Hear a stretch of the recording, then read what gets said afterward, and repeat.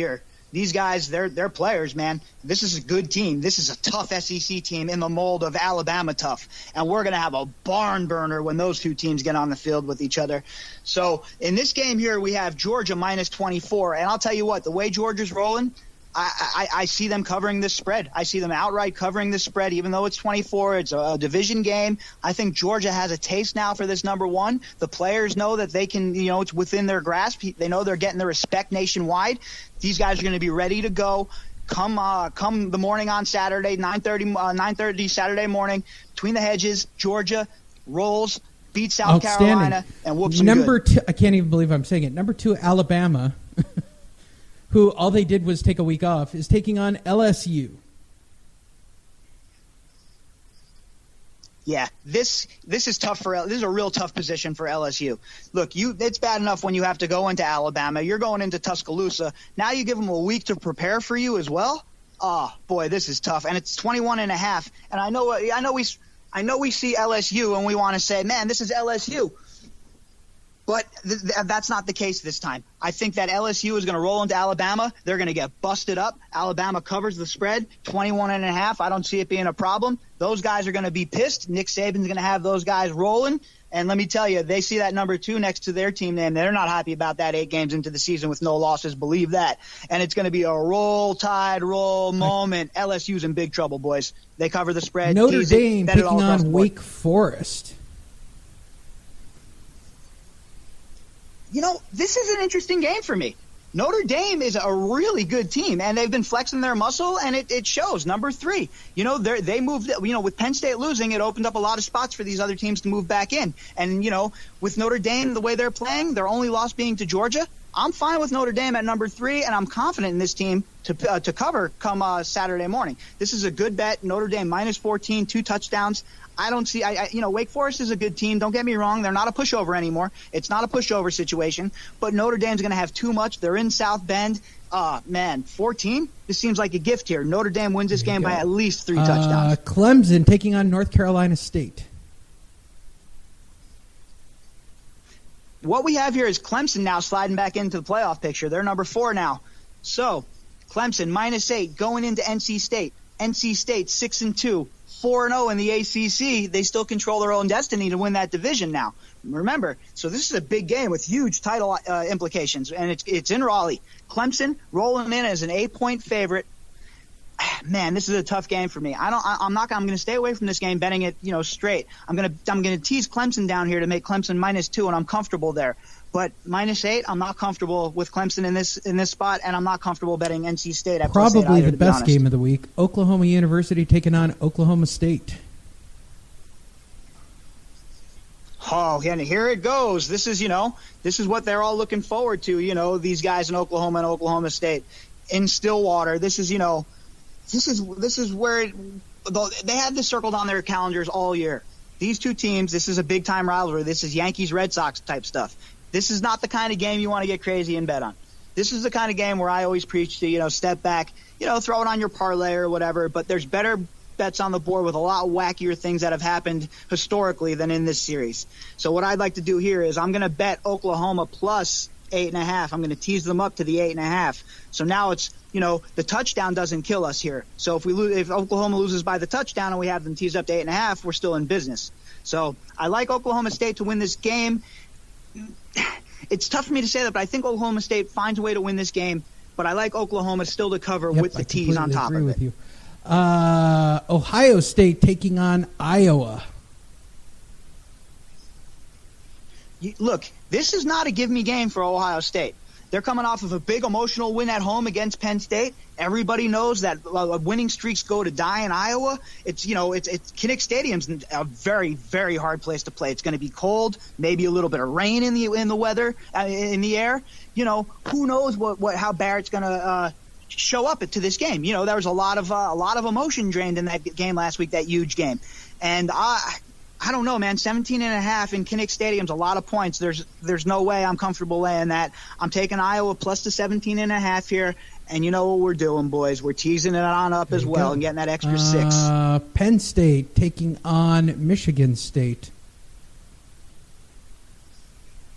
This game here, it's a tough game for Michigan State. Let me tell you, Penn State's they're coming in. They're upset that they lost last week. There's no doubt about it. That's a tough game to lose. It's a tough loss after having a 14-point lead. There's no excuse. They shouldn't lose that game. But that said, it's still the same players that have been there all year, the same guys that have done damage every time they've stepped onto the field, and they've did damage against Ohio State as well. And I don't see much changing for Michigan State here. This is a big game, though. Both teams are 4-1 in the Big Ten right now, and this can decide the fate. Let's not forget Ohio State slipped in after losing to Penn State into the playoffs, even though Penn State had a victory over them and won the Big Ten. So one loss doesn't mean the end of the world, especially this year, considering Georgia and Alabama still have to play each other. So Penn State's going in there thinking they still have a shot to go to the playoffs. They're going to look to put it on these guys. -8.5. I love it here. I don't think Michigan State can move the ball that well. Penn State defense is a little bit underrated still.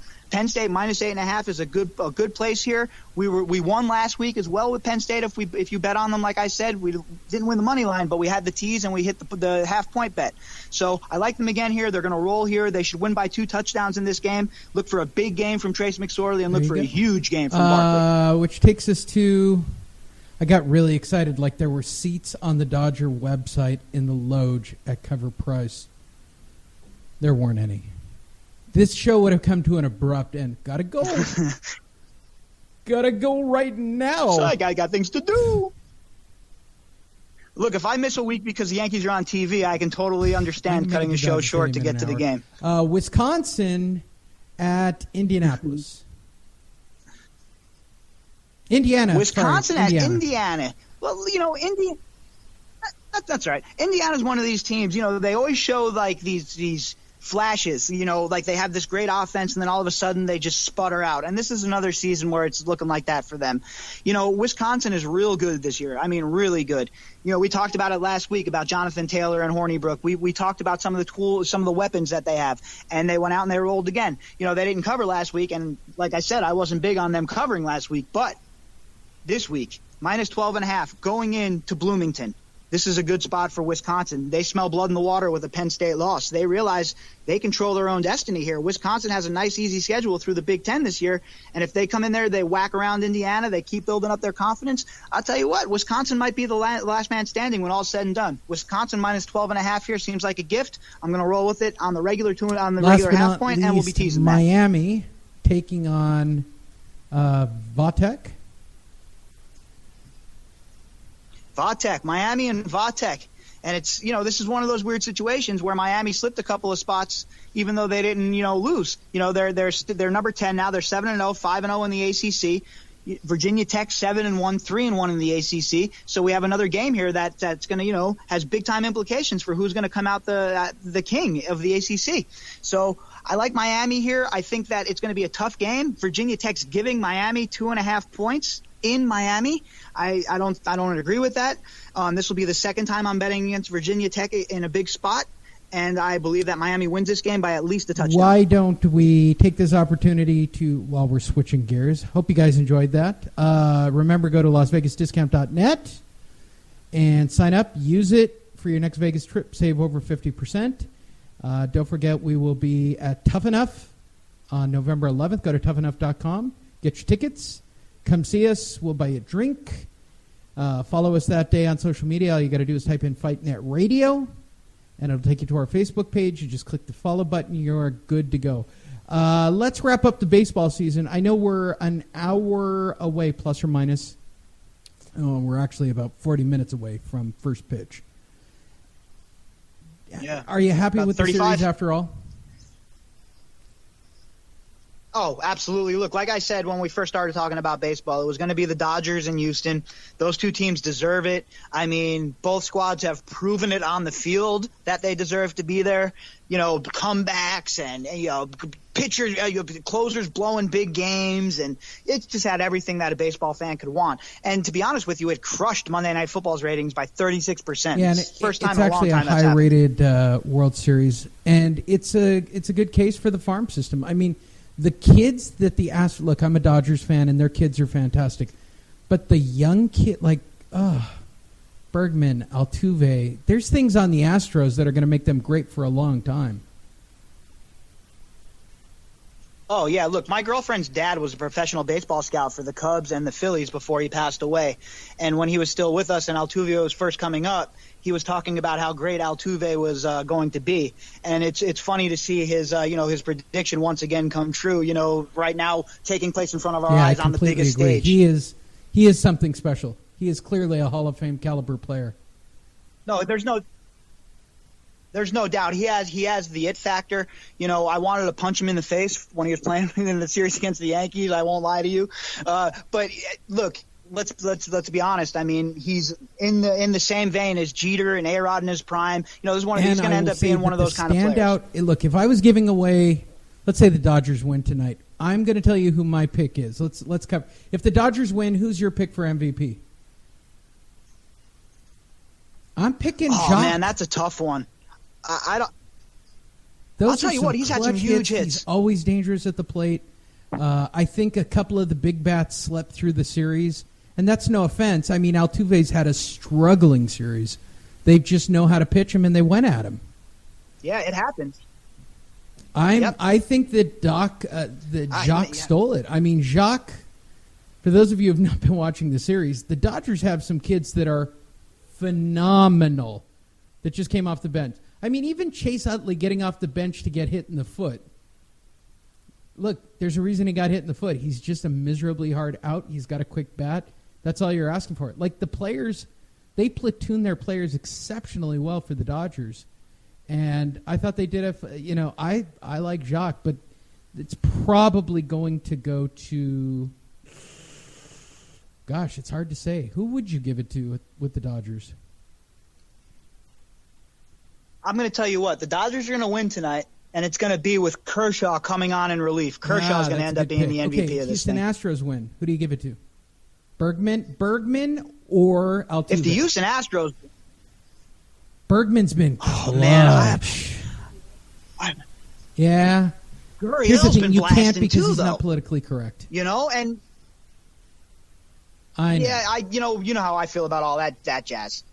But I understand, and they won't give it to him. But I'd love to see him, if they do win, smack a grand slam and force them to give it to him. Imagine how uncomfortable that'll be for Manfred standing there with him. Series. I just think that the Dodgers are going to blow him out.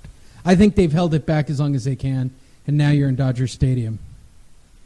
Well, there's some guy here in Vegas right now. I don't know who he is, but looks like he has $14 million on this game tonight. He's been rolling the money over since the start of the series with the Dodgers. He's handicapped every game of the World Series correctly, all 6 games to this point, and now all of his winnings have added up to $14 million, and he's putting $14 million on the Dodgers tonight. So when you start hearing numbers like that, I mean, you got to say to yourself, I'm sitting here with your couple of hundred, your couple of thousand.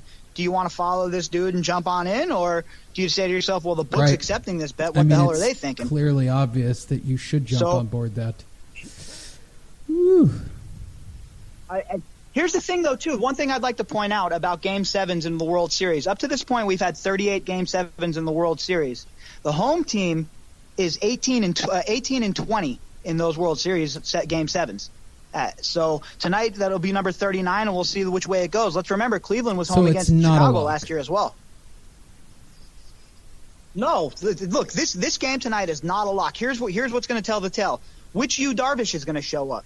Is it going to be the Yu Darvish that we know from, playing in Texas for all that time, who was, sitting people down? Or is it going to be the Yu Darvish that shows up and has trouble in the first couple of innings like he's had, a lot of times in his career? And if that's the case and Houston jumps on top of the Dodgers are going to have to rely on their bats, and it's going to be all hands on deck for Houston tonight. I wouldn't be surprised to see, Keuchel, even Verlander. I know he pitched last night, but I'm sure Justin Verlander is going to be in the ear of Hinch telling him, what's up? Let's go. I'm ready if you need me.